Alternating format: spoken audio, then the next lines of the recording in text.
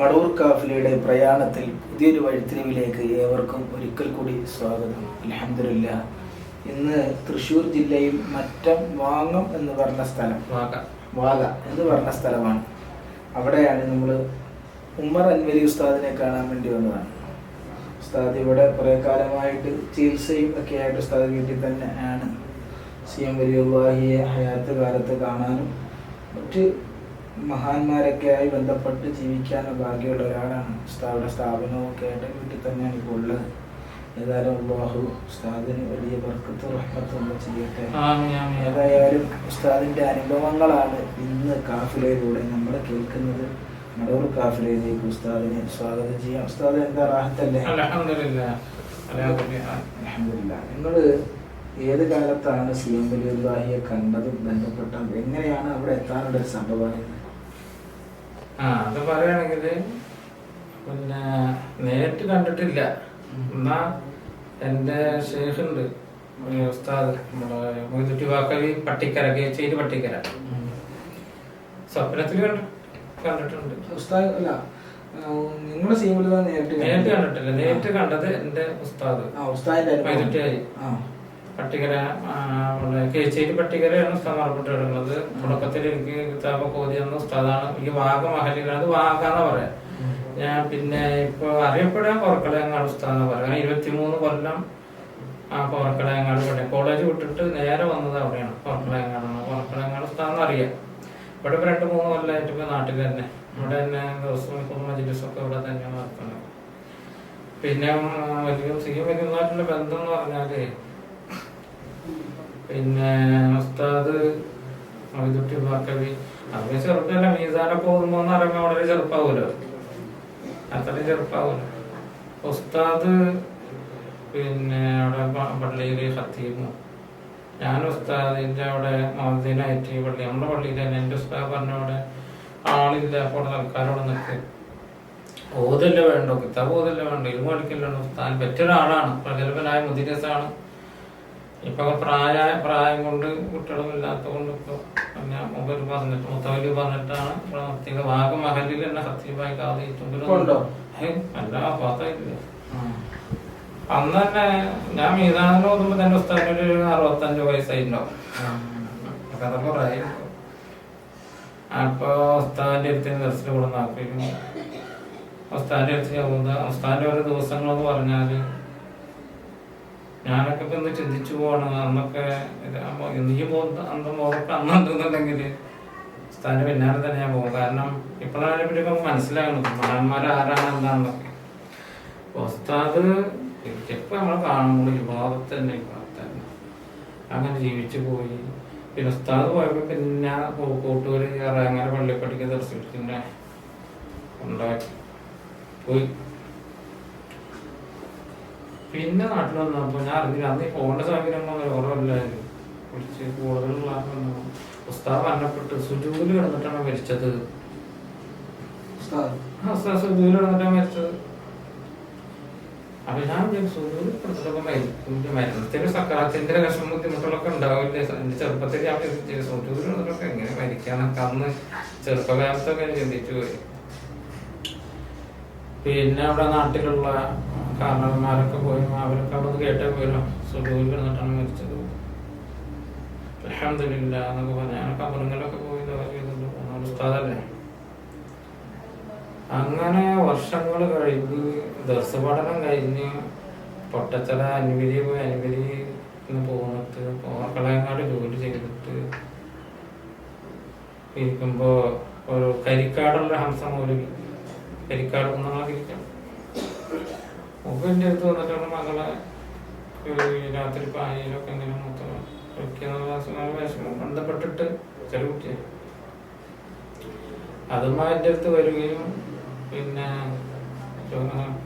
എൻ്റെ കാര്യങ്ങളിങ്ങനെ എഴുതി കൊടുക്കുന്ന സമയത്ത് ഇവിടെ സ്ഥലം വീട് വാഗേല വാഗ, നിങ്ങളെ കൂടെ കരിക്കാട്. ആ വാഗയിലും ഒരു മൊയ്തുട്ടി ഹാജി ഉണ്ടായിരുന്ന ഒരു. അപ്പൊ ഞാൻ പെട്ടെന്ന് ഇതൊക്കെ നിർത്തിട്ട് മേടിച്ച് മൊയ്തുട്ടി ഹാജി ഞങ്ങളാരാ, എൻ്റെ അടിയാനാണ്. അപ്പൊ എൻ്റെ ഉസ്താദല്ലേ. അപ്പൊ പിന്നെ അതറിയാനുള്ള ജിജ്ഞാസ. അല്ല ഇപ്പൊ ഡൗട്ട്, സുജൂദിൽ കിടന്നിട്ടാണ് മരിച്ചത്, എന്ന് പറഞ്ഞല്ലോ. അല്ലാതെ നേരെ ഞാൻ പറഞ്ഞു നേരാണ് എന്നെ കണ്ടുകൊണ്ടുണ്ടാകാം. അല്ല ഞാൻ അളിയനോട് ചോദിച്ചേ, ഞാനൊക്കെ മോനെ കാലത്ത് ജീവിക്കുന്നപ്പോഴാണ് മുസ്തഫാത്ത ഇവർ അറിഞ്ഞത്. അപ്പൊ നാട്ടിലുള്ളവരൊക്കെ ഇങ്ങനെ പറഞ്ഞിരുന്നു, ഉസ്താദ് എൻ്റെ മൂപ്പര് അള്ളാഹ് ഈ ഭാഗത്തേനൊക്കെ കിട്ടിയാണ് സുജൂദ് കിടന്നിട്ടാണ് ഇത് പുസ്തകം പാത്തായത് ഇതൊക്കെ ഞങ്ങളെ മഹല് ഭാഗ്യയിൽ വന്നപ്പോൾ ഉള്ളവരൊക്കെ ഇങ്ങനെ അറിയാനെ. അപ്പൊ അത് കൊല്ലങ്ങൾക്ക് ശേഷമാണ് മൂപ്പര് അളിയനെ കണ്ടത്. അളിയനെ നമുക്ക് അറിയില്ലല്ലോ, പരിചയപ്പെട്ട. അപ്പൊ പറഞ്ഞ് എന്റെ അളിയനാണ്, എന്റെ പെങ്ങളെയാണ് മെഡിറ്റേജ് കിട്ടിയിട്ടുള്ളത്, എന്നെ കാണാൻ ചികിത്സക്ക് വന്നാളെ. അപ്പൊ ഞാൻ പറഞ്ഞു ഇങ്ങനെ എനിക്ക് ചോദിക്കണ്ട എന്താ ഏത് ചെറുപ്പകാലങ്ങളിൽ അവൻ മനസ്സിൽ സൂക്ഷിച്ചിട്ടുണ്ടാവിട്ട് അമ്മ അങ്ങനെ സുജൂദ് കിടന്നിട്ടാണ് മരിച്ചത്, അത് ശരിയാണോ എന്ന് വെച്ചപ്പോൾ ശരിയാണ്, ഞാൻ കണ്ണുകൊണ്ട് കണ്ടതാണ്. കാരണം പെങ്ങള് വിളിച്ചു, അളിയൊക്കെ സുബഹസ്കാരം കഴിഞ്ഞിട്ട് ചായയായിട്ട് കൊണ്ടുവന്നപ്പോൾ സുജൂദിൽ തന്നെ. ഇനിയിപ്പോൾ നമ്മളതിൻ്റെ മുടക്കണ്ട, അതിൻ്റെ കുറച്ച് കണ്ട് കൊണ്ടുവന്നപ്പോഴും അളിയൊക്കെ സുജൂദ് തീരെ കൂടുതൽ കണ്ടപ്പോൾ വ്യാഴാഴ്ച പോകുമല്ലോ, പിന്നെ നാട്ടിൽ തന്നെ വിശ്രമം. അങ്ങനെ തന്നെ അളിയിൽ വിളിച്ച്, അളിയാൻ തൊട്ടടുത്താണല്ലോ, മൂപ്പര് വണ്ടി ചെന്ന് കൊടുക്കുമ്പോൾ ആള് സുജൂദ് തന്നെയാണ്. അതില് ഹാജി അങ്ങനെ വേണ്ട കാര്യങ്ങളൊക്കെ മെതുറ്റി ബാക്കവിയാണ് ആള്. മെതുറ്റേജ് എന്നാണ് ഉസ്താദ് അറിയപ്പെടുന്നത്. ചില ഉമ്മറാജ് പഴുന്നാണ് കേട്ടിട്ടുണ്ട്, ഹുസൈൻ വലിയ മാപ്പ. ഉമ്മർ ബാക്കവി എന്ന് പറയില്ലല്ലോ ഉമ്മറാജി. ഓരോരുത്തരെ അങ്ങനെ അഹമ്മദാജിയും അതേമാതിരി ഉസ്താദ് മെതുറ്റേജ് പറയും, ഞാനൊക്കെ ഉസ്താദ് പറയും. അങ്ങനെ മൂപ്പര് ചെന്ന് ക്ലിയർ ആക്കി പറഞ്ഞു. അപ്പൊ എന്നോട് പറയണേ അതിനൊരു കാരണമുണ്ട് പിന്നാലെ. അപ്പൊ എന്താന്ന് വെച്ചാല് എന്നോട് ഒരു വട്ടം പറഞ്ഞ് ഞാൻ മടവൂര് പോകുന്നുണ്ട് ഈ പോരണാന്ന്. അപ്പൊ മടവൂര് മഹാനവറുകള് ആ സമയത്തിന് മൂപ്പന്റെ വീട്ടില് ഉള്ള സമയം ഉണ്ട് കാണാൻ പോലെ. അങ്ങനെ അവസാനായിട്ട് മുപ്പത്തിനോട് പറയട്ടെ, അല്ലണ്ട അത്രയും കണ്ണുകൊണ്ട് കണ്ടാണത് മടവൂരിന്റെ ശേഖനെ നേരിട്ട് പോയി. അങ്ങനെ ഭയങ്കര ലൈനാണല്ലോ അവിടെ ഉണ്ടാവും, പറയേണ്ട ആവശ്യമില്ല. അങ്ങനെ ഉസ്താദ് ചെയ്ത് ലൈനായിട്ടൊന്നും ഒന്നില്ല, അതപ്പോ അങ്ങനെയാണ്. പക്ഷെ ഉസ്താദ് ചെയ്യാണ്ട് കയറി പിന്നാലെ നോക്കുന്നു. അവിടെ ചെന്ന് പറഞ്ഞു എന്താ പോകുന്നു, എനിക്ക് സുജൂദിൽ കിടന്ന് മരിക്കണം. നിങ്ങളെ മന്ന സുജൂദിൽ എന്നടാ, സുജൂദിൽ തന്നെ ഇതൊന്നും പറയാനില്ല. അപ്പൊ ഇതൊക്കെ സംശയം എന്നോട് പറഞ്ഞാളും പിന്നാലെ പോകുന്നു. പറഞ്ഞാള് നേരിലുണ്ട് അവരുണ്ടോ? ഇന്ന് അയാത്തിലുണ്ട്, അളിയുണ്ട്. അളിയന്റെ വീട് കരിക്കാടാണ്. കരിക്കാട് മഹലില് മാസം കരിക്കാട് മഹലില് 3-ാമത്തെ വെള്ളിയാഴ്ച ഞാനാണ് അവിടെ സ്ഥലത്ത് സ്ഥാപിച്ചുള്ളത്. ഞാൻ അവിടെ പോവാറുണ്ട്. മൂപ്പര് ഇപ്പൊ ഗൾഫിൽ ഇവിടെ ഡ്രൈവറാണ്, വണ്ടി സ്വന്തം എടുത്തിട്ട് കുറച്ചു കാലം ഉണ്ടാവും. ഇപ്പൊ അവിടെ ഗൾഫിലാണല്ലോ,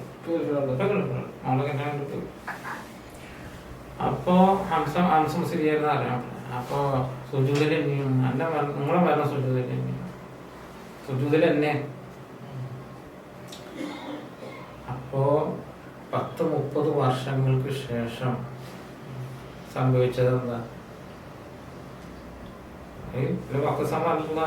പറഞ്ഞമാതിരി ആരെന്ത് പറഞ്ഞാലും അള്ളാഹുവിന്റെ ഔലിയാക്കന്മാർക്ക് ഒരു പൗർണത കൊടുത്തിട്ടുണ്ട്.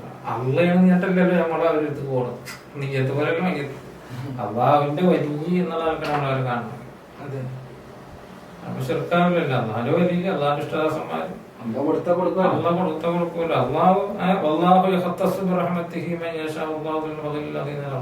റഹ്മത്തിൽ പ്രത്യേകമായ ആളുകള് കുറെ കഷ്ടപ്പെടണം. അങ്ങനെ ബഹുമാനപ്പെട്ടവര് സുജൂദിൽ കിടന്ന് മരിക്കുക എത്ര കൊല്ലം മുമ്പ് പറഞ്ഞ വാക്ക് അള്ളാഹ് നടന്നോ ഇല്ലേ? ഇത് മാജിക് എന്ന് പറയാൻ പറ്റും. എല്ലാം ചിന്തിച്ചു. ഒരു മനോരോഗി പറഞ്ഞ നടക്കുവോ? ചിലര് പറയും മനോരോഗ്യം, ഞാതോ അതങ്ങനെ.